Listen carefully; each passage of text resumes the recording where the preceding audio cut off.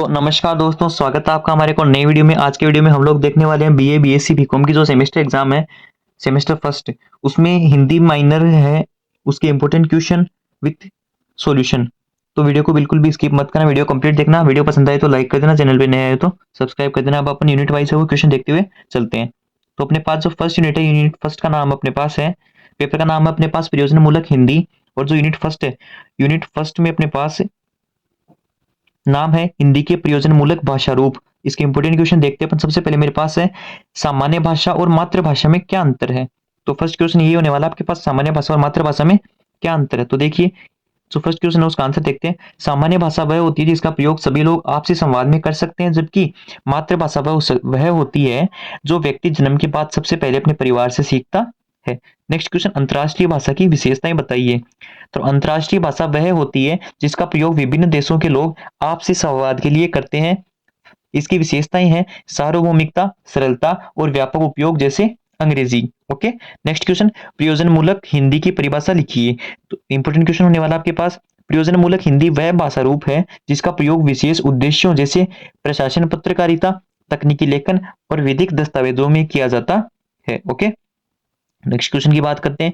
Next question मेरे पास है, हिंदी के विभिन्न प्रयोजनात्मक रूप कौन कौन से हैं। तो हिंदी के प्रयोजनात्मक रूपों में प्रशासनिक भाषा, पत्रकारिता भाषा, तकनीकी भाषा, विधिक भाषा और साहित्यिक भाषा शामिल है। नेक्स्ट क्वेश्चन, संपर्क भाषा के महत्व को स्पष्ट कीजिए। तो संपर्क भाषा समाज के विभिन्न भाषियों के बीच संवाद स्थापित करने का माध्यम होती है। भारत में हिंदी संपर्क भाषा के रूप में ही कार्य करती है, जिससे विभिन्न क्षेत्रों के लोग आपस में संवाद कर सके। ओके। चलिए अब अपने इसके हैं वो जो बड़े क्वेश्चन देखते हैं फर्स्ट यूनिट के ही। फर्स्ट क्वेश्चन अपने पास है, हिंदी भाषा के विविध रूपों पर विस्तार से चर्चा कीजिए। तो हिंदी भाषा के विविध रूप सामाजिक, सांस्कृतिक और प्रशासनिक दृष्टिकोण से अत्यंत महत्वपूर्ण है। इसके जो प्रमुख रूप है वो निम्नलिखित। सबसे पहले सामान्य भाषा है, जो अपने देख ली है कि दैनिक जीवन में प्रयुक्त सरल और बोलचाल की भाषा को अपन सामान्य भाषा कहते हैं। नेक्स्ट अपने पास है मातृभाषा। तो वह भाषा जो व्यक्ति अपने परिवार और परिवेश से स्वाभाविक रूप से सीखता है उसको अपन बोलते हैं मातृभाषा। नेक्स्ट माध्यम भाषा, यानी शिक्षा, प्रशासन और संचार का साधन बनने वाली भाषा। नेक्स्ट संपर्क भाषा, विभिन्न भाषाओं के बीच संवाद स्थापित करने वाली भाषा है वो, और भारत में हिंदी है वो इस भूमिका को निभाती है। अंतर्राष्ट्रीय भाषा, विश्व स्तर पर उपयोग की जाने वाली भाषा, जैसे अंग्रेजी। तो हिंदी इन सभी रूपों में लचीलापन दिखाती है और विभिन्न संदर्भों में अपनी भूमिका भी निभाती है। इसका प्रयोग है वो साहित्य, प्रशासन, शिक्षा और पत्रकारिता में व्यापक रूप से होता है। इसके विविध रूपों से भाषा की उपयोगिता और सामाजिक प्रभावशालिता बढ़ती है। ओके। नेक्स्ट क्वेश्चन, प्रयोजनमूलक हिंदी की परिभाषा, स्वरूप और महत्व समझाइए। तो प्रयोजनमूलक हिंदी वह भाषा है जिसका उपयोग विशिष्ट उद्देश्यों के लिए किया जाता है। इसका स्वरूप सरल, स्पष्ट और उद्देश्यपूर्ण होता है। इसका जो महत्व है वो अपन देखते हैं। इसका महत्व क्या होने वाला अपने पास, प्रशासनिक कार्य तो सरकारी दस्तावेजों और रिपोर्टों में प्रयुक्त होती है। पत्रकारिता, समाचार पत्र और मीडिया में भी प्रयोजनमूलक हिंदी का उपयोग किया जाता है। शिक्षा और अनुसंधान, शैक्षणिक लेखन और शोध कार्यों में प्रयुक्त होती है। न्यायिक क्षेत्र में भी इस भाषा का उपयोग किया जाता है। जो न्यायालयीन दस्तावेज है उसमें भी इस भाषा का प्रयोग किया जाता है। चलिए अपन आगे बढ़ते हैं। प्रयोजनमूलक हिंदी है वो हिंदी संवाद को सरल और प्रभाव बनाती है। ये संचार के हर क्षेत्र में स्पष्टता और सटीकता लाने में भी सहायक होती है। इसके द्वारा तकनीकी, प्रशासनिक और व्यावसायिक क्षेत्रों में दक्षता बढ़ती है। अब अपन बात करते हैं क्वेश्चन नंबर थर्ड की, कि हिंदी के प्रयोजनमूलक प्रयोगों में प्रयुक्त विभिन्न तकनीकों को समझाइए।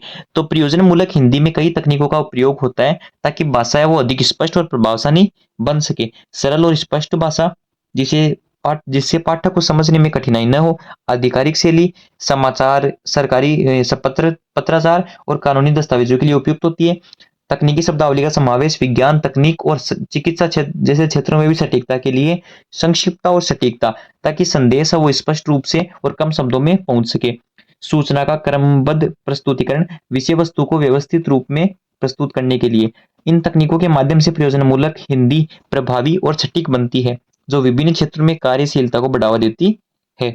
चलिए अब अपन यूनिट नंबर सेकंड की बात करते हैं। यूनिट नंबर सेकंड का नाम है सरकारी और व्यावसायिक पत्र लेखन।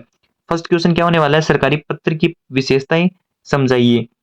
सरकारी पत्र है वो औपचारिक, स्पष्ट और उद्देश्यपूर्ण होना चाहिए। इसमें संक्षिप्तता और सही भाषा शैली का उपयोग किया जाना चाहिए। नेक्स्ट क्वेश्चन है अधिसूचन। अधिसूचना और आदेश में क्या डिफरेंस है। तो आदेश किसी विशेष कार्य को अनिवार्य रूप से करने का निर्देश होता है, जबकि जो अधिसूचना है वो किसी जानकारी को सार्वजनिक करने के लिए होती है। नेक्स्ट अपन बात करते हैं क्वेश्चन नंबर 3 की, व्यावसायिक पत्र की परिभाषा दीजिए। तो व्यावसायिक पत्र वह होता है जो व्यापार उद्देश्यों जैसे सौदे, प्रस्ताव या शिकायत के लिए लिखा जाता है। नेक्स्ट क्वेश्चन नंबर 4, नियुक्ति पत्र में कौन कौन से तत्व शामिल होते हैं? नियुक्ति पत्र में कर्मचारी का नाम, पद, वेतन, कार्यकाल और अन्य शर्तें शामिल होती हैं। क्वेश्चन नंबर 5 की बात करते हैं, शिकायत पत्र लिखने के उद्देश्य क्या है? तो देखिए, शिकायत पत्र लिखने का उद्देश्य किसी समस्या का असंतोष को संबंधित प्राधिकरण तक पहुंचाना और समाधान प्राप्त करना होता है। चलिए इसके बड़े क्वेश्चन देखते हैं। सरकारी पत्र लेखन की प्रक्रिया और उसके मुख्य अंगों की व्याख्या कीजिए। सरकारी पत्र लेखन औपचारिकता और संरचना पर आधारित होता है। इसके प्रमुख अंग निम्न है, प्रेषक का पता और तिथि, दूसरा है प्राप्तकर्ता का नाम और पद, विषय, मुख्य भाग, समापन, ये सब आप देख सकते हैं। ठीक है, और अंत में उसके क्या होने चाहिए, उसमें हस्ताक्षर होने चाहिए। तो सरकारी पत्र है वो स्पष्ट, संक्षिप्तीकरण और उद्देश्यपूर्ण होना चाहिए ताकि संदेश है वो प्रभावी ढंग से पहुंच सके। नेक्स्ट क्वेश्चन नंबर 2 की बात करते हैं, व्यवसायिक पत्र लेखन के प्रकारों और उनके उपयोगों पर विस्तार से चर्चा कीजिए। इंपॉर्टेंट क्वेश्चन होने वाला आपके पास। फर्स्ट अपने पास है प्रस्ताव पत्र, जिसमें व्यापारिक सौदों के लिए होता है। नेक्स्ट आदेश पत्र है जो सामान या सेवाओं के लिए आदेश देना होता है। शिकायत पत्र हो सकता है, स्वीकृति पत्र हो सकता है और अनुस्मारक पत्र भी हो सकता है। ठीक है, इन पत्रों का सही और सटीक लेखन है वो व्यापारिक संचार में पारदर्शिता और प्रभावशालीता लाता है। चलिए अपन चलते हैं नेक्स्ट क्वेश्चन की ओर। नेक्स्ट क्वेश्चन अपने पास है, कार्यालयी पत्रों में प्रयुक्त भाषा शैली और स्वरूप पर विस्तृत लेखन कीजिए। फर्स्ट जो इसका आंसर होने वाला है वो क्या होने वाला है, कार्यालयीय पत्रों में प्रयुक्त भाषा औपचारिक, स्पष्ट और विनम्र होती है। स्वरूप में प्रेषक का पता, तिथि, प्राप्तकर्ता का विवरण, विषय, मुख्य भाग और हस्ताक्षर भी शामिल होते हैं। स्पष्ट भाषा और उद्देश्यपूर्ण सामग्री कार्यालयी संचार को प्रभाव बनाती है। ओके, नेक्स्ट क्वेश्चन अब अपन पढ़ेंगे यूनिट नंबर 3 से क्वेश्चन। तो यूनिट नंबर 3 का नाम है कंप्यूटर और इंटरनेट में प्रयोजनमूलक हिंदी। फर्स्ट क्वेश्चन अपने पास है, प्रयोजन कंप्यूटर सॉफ्टवेयर में प्रयुक्त हिंदी का महत्व बताइए। तो हिंदी सॉफ्टवेयर के उपयोग से हिंदी भाषी लोग कंप्यूटर का सरलता से उपयोग भी कर सकते हैं, जिससे डिजिटलीकरण में वृद्धि होती है। Next question, question number 2, internet portal क्या होता है? तो इंटरनेट पोर्टल एक ऑनलाइन प्लेटफॉर्म है जो विभिन्न सेवाओं और सूचनाओं को एक ही स्थान पर प्रदान करता है। क्वेश्चन नंबर 3 देखते हैं, हिंदी वेब ब्राउजिंग के लाभ बताइए। तो हिंदी वेब ब्राउजिंग से हिंदी भाषी लोग है वो इंटरनेट की जानकारी को आसानी से समझ सकते हैं और इसका अधिक से अधिक लाभ उठा सकते हैं। अब अपन बात करते हैं क्वेश्चन नंबर 4 की, इंटरनेट पर उपलब्ध सुविधाओं का उल्लेख कीजिए। तो इंटरनेट पर email, social media, online banking, e shopping और ऑनलाइन शिक्षा जैसी सुविधाएं उपलब्ध है। नेक्स्ट क्वेश्चन नंबर 5, डाउनलोडिंग और अपलोडिंग में क्या डिफरेंस है? तो मतलब क्या अंतर है? तो डाउनलोडिंग में इंटरनेट से फाइल को कंप्यूटर में सहेजा जाता है, जबकि अपलोडिंग में कंप्यूटर से इंटरनेट पर फाइल भेजी जाती है। अब अपन इसके बड़े क्वेश्चन देखते हैं, कंप्यूटर में प्रयोजनमूलक हिंदी के उपयोग और उसकी आवश्यकता पर विस्तृत लेखन कीजिए। तो देखिए, कंप्यूटर में प्रयोजनमूलक हिंदी का उपयोग है वो बढ़ते डिजिटलीकरण में बेहद आवश्यक है। इससे हिंदी भाषी उपयोगी है उपयोग करता है जो कंप्यूटर सॉफ्टवेयर, ईमेल, वेबसाइट और अन्य डिजिटलीकरण सेवाओं का सरलता से उपयोग भी कर सकते हैं। साथ ही साथ सरकारी सेवाओं, ऑनलाइन शिक्षा और व्यवसायिक क्षेत्रों में हिंदी का उपयोग है वो डिजिटल समावेशिता को बढ़ावा देता है। Next question number 2, internet browsing में प्रयोजनमूलक हिंदी की भूमिका पर विस्तारित चर्चा कीजिए।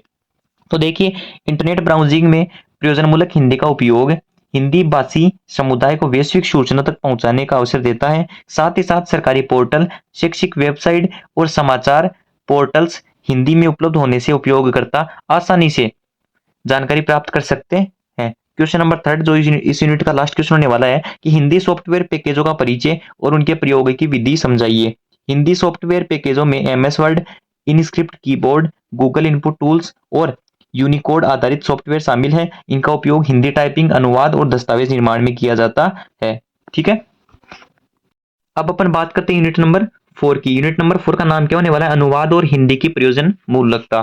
ठीक है, फर्स्ट क्वेश्चन है, अनुवाद की परिभाषा दीजिए। अनुवाद क्या होता है? तो अनुवाद वह प्रक्रिया है जिसमें एक भाषा में लिखित या मौखिक संदेश को दूसरी भाषा में अर्थपूर्ण रूप से प्रस्तुत किया जाता है। ठीक है, नेक्स्ट क्वेश्चन, अनुवाद में प्रयुक्त मुख्य विधियों का उल्लेख कीजिए। तो अनुवाद की मुख्य विधियां है शब्द से अनुवाद, भावानुवाद और रूपांतरण अनुवाद। क्वेश्चन नंबर 3 देखते हैं कि हिंदी में तकनीकी अनुवाद के महत्व को समझाइए। तो तकनीकी अनुवाद से वैज्ञानिक और तकनीकी जानकारी हिंदी भाषी लोगों तक पहुंचती है, जिससे शिक्षा और अनुसंधान में सहायता भी मिल सकती है।